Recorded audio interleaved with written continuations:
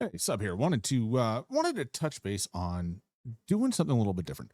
I'm going to attempt to kind of simply explain how development cycles work because I feel like there's a big misunderstanding of how things work in the tech industry, in the gaming industry, when it comes to things like um, actually pushing bugs out and fixing issues and deploying new features. Like what that looks, what the look and feel of that is, and specifically, I want to address things like how can how can a bug that you know how can the patch notes say something's fixed and then it's not fixed, or how can a bug that we've already seen fixed show up back in the game? Like how do these things happen? And I think, for me, I see these complaints and I see these things happen over and over again where it's like, oh well, obviously this is what's going on because I've done that, right? I've seen stuff go live that we've fixed, and it's like, this is fixed, why is it not here? Or why is it broken again, right? And then the reality is like, oh well, that's why, duh. And I think most people don't really understand how that works, and so what I want to do is kind of like go over the basis of it, like how this works, and then I want to get into like how we can get situations where patch notes for the game say something is fixed, and then you go and you try it and it's not fixed, right? It's not working. How do those scenarios come about? And I know that the easy answer is to say, well, they don't test their game, they don't play it, they don't try it, right? And the reality is, I don't think that's true. And I've met a lot of people that have worked on this game, and they do try, they do play it a lot, and they test it pretty thoroughly. But there's a lot of stuff that goes into this cycle that um, creates these issues, and and a lot of it is a business side of things. It's not actually the engineering side or even the testing side. It is simply business issues. And so I'm going to try and tackle that at the end and kind of hopefully give a decent explanation of how this stuff happens from a technical side. I'm not, I want to be clear. I'm not defending Activision. I'm not um trying to minimize the negativity when this stuff occurs, but I think that understanding how it happens is a good first step to critiquing the areas within companies that need to be to be improved, so that we as customers, the users, have a better experience. So I put together a flow chart. Yay, we love flow charts. We don't, it's terrible, but bear with me. Best way I could find it to illustrate this. So we have, at the top, we have something that's called the live game. Okay, this is the live game. So this is what you and I play. When we sit down to play the game, we play the live product. All right.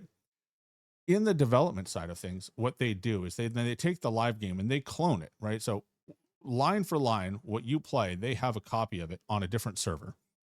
And that's kind of like the touchstone. This is, whenever you have an issue, you look to this live clone to say, all right, what is different about what I'm working on versus this? And then what happens is, when a developer says, I'm going to create a new feature, okay, you make a copy of this live clone for yourself, okay, over here, and you're going to and you're going to then mess with it, right? So this is where you develop new features, and you plug them into the live game to make sure it works, okay? And so you make the new feature, and then you test it out, and either it works or it doesn't, right? And so what usually happens is you do a first draft and you test it, and there's problems, there's bugs, right? And so the developer themselves will do this usually several times until, for them, everything seems to work just fine, or close enough, right? There's probably some stuff they know about that they're still working on, but for the most part, it's time to let testers test it, right? And so they'll do the same thing. They'll sit here and they'll test it and test it and test it. And when they find, the things that they file, when something breaks, right, it fails the test, um, then they file bugs on it, and the developer goes and he fixes those bugs, and he says, or she, I'm not gender specific, just the developer will sit there and say, oh, this this bug obviously is important, let's fix it. And then they'll fix it, plug it back into this system, and then you start over and you retest everything that you tested to create the bug, and then hopefully all of that works and it passes the test. Eventually it gets to a point where none of the bugs that exist are important enough to fix, of which there will always be bugs that are not fixed, right? But they're usually little things that don't matter. But most of the stuff, everything that's supposed to be here works. Okay. So then what happens is it passes the test, yay, and moves to the working environment. So what the working environment is, this is going to be the build of the game that is started out as the clone, right? So it's a copy of the live clone, and we've added all of these different features and bug fixes and other elements that we're working on to send to deployment. Now, while this person is working on this feature and all the problems that this feature caused, okay, you've got another developer who's working on a different feature, and they're doing the same cycle, okay? And so they're going to send their stuff up eventually into the working environment. So now you have two products, two new features going in to this working environment. Now, how this should work is that before this person says I'm done, they refresh and repool the working environment into their system and make sure that their work didn't break this guy's work, and vice versa, right? So everybody should be updating their stuff as they go. As new stuff gets committed into the working environment, it should refresh. And this, in a lot of companies, this is automatic, but not always. It'll refresh and say, oh, hey, you've got now errors because this person's product is messing with your product. All right. And they have to sit there and figure out, well, all right, is it my fault? You know, where's the problem? Is it my stuff that's a problem, or is it the other person's stuff? And they have to figure that out. And usually that's where QA will sit down and say, hey, here's what's happening. When I do this, it breaks. When I don't do this, it breaks. And so it's probably number one or number twos. And keep in mind, there's probably a dozen or more of these development cycles all going simultaneously on different stuff. Okay, so there's a lot going on here. A first place where the stuff breaks down is in refreshing this working environment on your own tools. All right. A lot of times developers will just not pull down changes frequently enough and not update what they're working on frequently enough to catch problems. Okay. And so what happens is you send up, dev 1 sends up their product, dev 2 sends up their product, 3, 4, 5, everybody sends their products in, right? So that we can ship it on time. And now QA has to go in and they have to test the entire working environment. So at my company, the last company that I worked for doing this, we would have to test everything top to bottom. Okay. Which is super tedious because there's a lot of stuff that shouldn't be affected by this. And from our point of view, a lot of times we would take shortcuts and we would say, well, we're not going to test the login feature robustly because it either works or doesn't, right? And nobody's messing with the login feature. So we wouldn't test the login feature. We would just skip it, right? And we wouldn't test other features that weren't being affected by what's changing, right? So we would kind of know, in the QA department, we kind of know what's changed, what do we expect to change and what's not changing. And we would sit there and we would test this environment as thoroughly as we could. And then it would either fail, right? We would have catastrophic bugs, in which case you file a bug and then that has to be assigned to the correct developer, depending on what broke. And sometimes this is sloppy because if, for example, I want to test a new skin, right? That developer 1 created, but it turns out developer 2 created a way of remapping the textures on skins so that they used less data to do it, right? And that's actually what broke the skin, right? But I send it to the developer who made the skin and say, your skin's broken, it's not working. And they look at it and they go, everything's working just fine. Why do you see what you see? And they eventually go, oh, because this guy changed something. So then we have to go back to this guy and say, hey, your test is actually broken. So all of this goes on here, right? And it goes back to test and they fix it and they send it back and it retests and it passes or fails, right? And that process goes on and on and on. The company that I worked for, one of them, this process, depending on what we were working on, could take a month or more, depending on how complex the features or fixes that were being worked on actually were. So we could have important things that could take forever to actually get a fix ready to go because of so many things going on simultaneously, right? And we would have things that would just constantly break the test environment when anything else was added in. And several times we'd have to stop production on everything to get a fix out the door, and then everyone else would have to figure out how to incorporate that fix into their system, into their products, right, that they're working on. And that's another point of failure, is sometimes something is so basic in what it's fixing that nobody else can work on anything until that fix is deployed, and then they can re-download it and incorporate that into their working environments. All right. And kind of adjust their programming to not break, when this fix goes out. All right.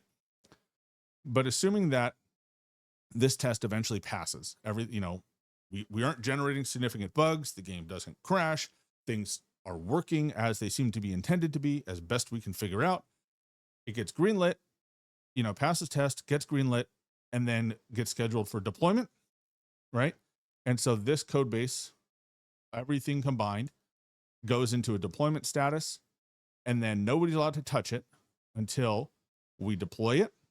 It goes to the live game, and it becomes the new live game environment. And then you download the live game environment into the live clone, and the live clone then gets distributed to everybody. Now, here's where things start to get really interesting. Let's say you're dev 2, and you've been working on this thing for months. You're working on this new feature, and if you have to stop and redo everything every time developers push stuff out, which with Call of Duty is weekly, mind you, at minimum, they push something out every week. All right. So if you have weekly updates, if you have to every week stop and refresh, it's a pain in the butt, and it's going to take you forever, right? What most developers working on a large feature or an important feature do is they actually stop pooling updates while they work on it. So they will work on an out-of-date environment until they get the feature actually running, right? When the feature's working, then they'll pull updates in, they'll refresh it, and then they'll look for what's broken, and they'll fix, and then that's an easier way to tackle things that are broken. However, what that often means is that there's a lot that they miss that goes live, right? There's a lot that goes, that gets pushed up into this working environment and gets pushed live, to be honest, while they're still just living in this little environment working on this stuff. And what ends up happening is, in this scenario, is the developer will say, oh, well, I'm going to work on, I don't know, he's working on this feature and it's going to improve something. And what he's done is he's built into the code, all right, part of something that got fixed a while back. And people don't think to look for it, because remember, you can't test every aspect of the entire game every day, every week. It takes weeks to test through the entire game. So you have to rely on testing what you think has changed. So because Dev 2 might have sat in a stale environment for a long period of time, they might have inadvertently built into their new, I don't know, their new perk that they're developing for the game, something that affects how stims work, right? But unfortunately for him, Dev 5, his product, 2 months ago, was actually to change how stims work. And so what happens is, when his stuff gets pushed up, right, he's not thinking about, oh, this affects stims in some way. Nobody's thinking about how it affects stims, right? And so when they go up to test what Dev 2 says he messed with, what he says changed, right? No one's going to go back and test something from 2 months ago that shipped. It shipped already. And so it goes through test, it passes, it gets deployed, and all of a sudden, a stim problem from 2 months ago is back in the game. Because this guy had to get his totally unrelated product out, but it just so happens to mess with the same code that this guy changed 2 months prior. It is this level of wildness that goes on that drives us nuts, because from a developer standpoint, it's just impossible to test every single game. It's also impossible to really develop a lot of times when the base you're developing in changes all the time, right? Imagine if you sat down to write a report at work, and while you're writing the report, the format of that report changes. And all of a sudden, all the boxes are in different places. None of the data that you entered is where it's supposed to be. So you have to stop and rearrange everything so it's correct. And then by the time you do that and you start adding more data again, it changes again and everything rearranges. Okay. That's basically what it's like for a developer in this sort of environment, right? Things change so rapidly and so frequently that it's nearly impossible to keep up with those changes in real time, which is why this happens, right? The unfortunate side effect of it is the more complicated the system you're working with, the more likely it is that you're going to revert something or add something new that's totally unexpected because somebody has changed some feature that you're touching on barely, and it is reacting to what you're doing unexpectedly. Okay. It is problematic for sure. So why is it that we do this? Why does Call of Duty push out fixes when everything's not tested every time? And the answer is honestly because a lot of times it would take a month or more to test every little feature and every nook and cranny of the game, doing nothing more than testing this stage right here. Okay. Which means this guy's not getting tested. This is not getting tested. These guys aren't getting tested. Okay. If you are trying to push updates out frequently, it means you have to be efficient, which means that sometimes this guy's going to inadvertently revert something. Okay. That is the most common reason developers end up reverting or reintroducing bugs, is because you have a lot of people working on a lot of different things. And it is, from a productivity standpoint, nearly impossible to always be working up to date. And I've worked in an environment in which they tried to solve this by actually having everybody working on the working environment, right? Like everybody had, like, there was a communal thing that everybody was always working in, and it was impossible. And they got rid of that idea real fast because one person would change something because they just wanted to see if it would work, and it would break it for the whole development team. Everything would grind to a halt while they fixed it and reverted it. And then everyone would have to figure out what the heck just happened. Okay. It's a disaster when you do it that way. So in this system that we have a lot of areas of failure, a lot of areas in which people can accidentally pull stuff in and revert. But then you have the other issue of how come we get patch notes, right, that say something's changed and it's not. Like, we've had a bunch of that this week. A lot of stuff that doesn't seem to be fixed or fixed all the way. And yet the in the patch notes, it says it's fixed. So what we usually end up with is a scenario in which in this development environment, right? Everything that passed test and got put in there is going to be noted, right? And so whoever writes these these notes and post this, usually communications person, they'll be told, hey, here's a list of everything we're going to ship on Tuesday. And so they will sit there on Monday or Friday and they'll write up the list. Here's all the stuff that we're shipping.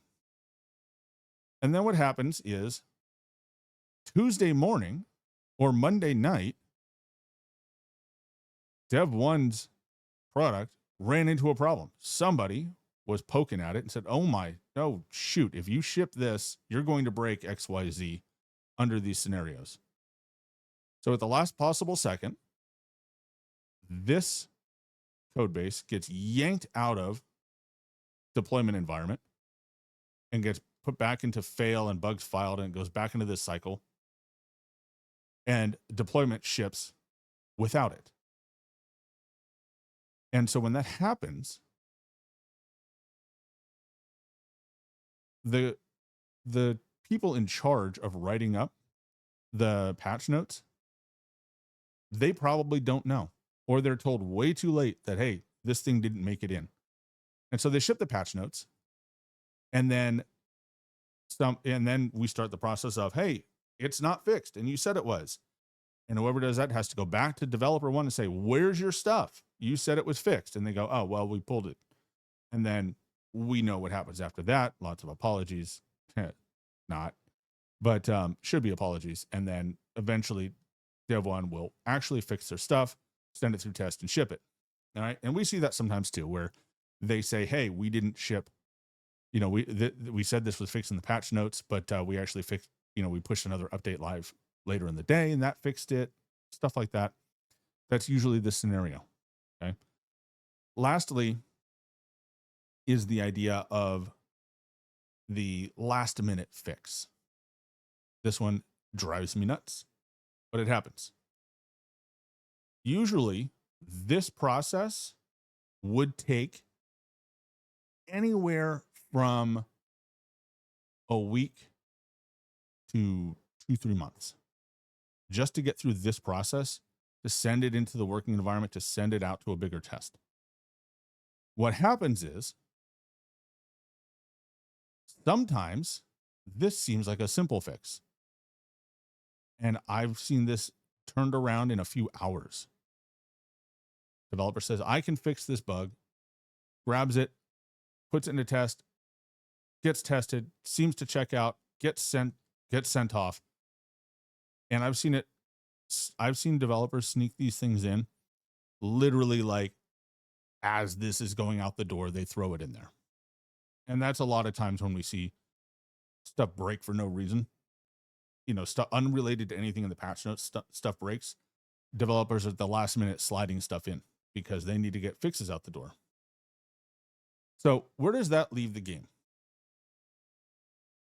The reality is this is software development and everybody does it and everybody has these same problems. Doesn't matter if you're Microsoft dealing with, Call of Duty or your Zoom or, whoever, right? This is at a high level, roughly how everybody does it. So why do we, as Call of Duty players specifically, continually run into these problems of stuff that was fixed, getting reverted, and patch notes that aren't accurate? And the reality is it comes from the business side of things. The business people that develop, the business development folks and the product managers and the higher ups, those guys, they say, hey, we need to produce X amount of content every single week.